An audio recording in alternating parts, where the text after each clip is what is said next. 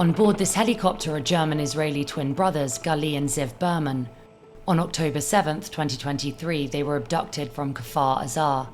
100 out of 700 people at the kibbutz were killed that day, according to the Israeli army. Upon their arrival in Israel, they were admitted to hospital, along with 18 other hostages from Gaza released on the fourth day of the ceasefire between Israel and Hamas. The 28-year-olds returned wearing the shirts of their favourite football club, Maccabi Tel Aviv. The last 20 hostages from Gaza were released in two waves. First, a group of 7 hostages, then a group of 13 hostages in a convoy which departed from Khan Yunis.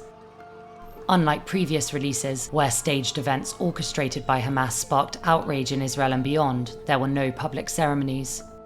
No footage of the handover of hostages to the Red Cross was made public. The first images of the hostages were shared by the Israeli army, showing the moment they were handed over to Israeli soldiers.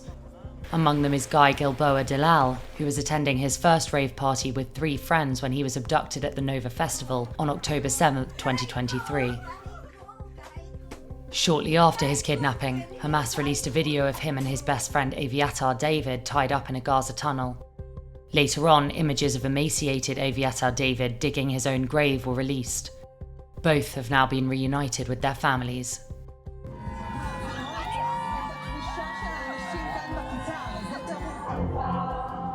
Releases were followed minute by crowds gathered in Tel Aviv's Hostages Square, a plaza that has become emblematic of the movement calling for the return of those held in Gaza. It's so exciting and overwhelming that it's finally happening, that what we've been fighting for over 2 years, finally our hostages are coming home. Indeed, today it's a special day, a feeling that I cannot express. Very happy.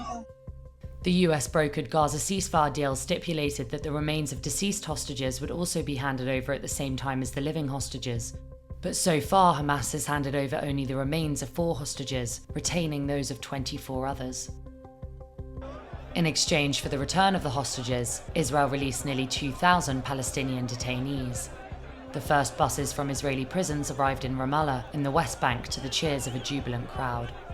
شعور بفرحة عارف فرحة كبيرة إن الواحد بيلتقي أهله وبيلتقي أحبابه والحمد لله رب العالمين صفحة وانقبض ولكن هناك في غصة في القلب في تركنا إخوة إلنا وأعزاء إلنا يعني أملنا بالله عز وجل ثم آمنا بإخواننا أن يقوموا بالإفراج عنهم قريبا إن شاء الله. Palestinian media reported that families of detainees had been contacted by Israeli authorities, asking them not to organize mass celebrations.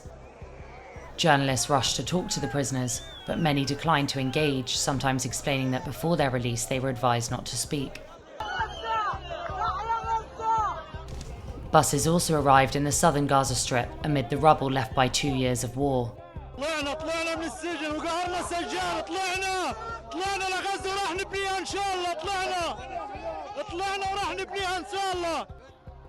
Among the released Palestinians, about 1,700 were detained by the Israeli army in Gaza during the war.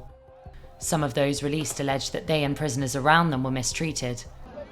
250 were security detainees, including many convicted of killing Israelis. Several had been in prison for decades.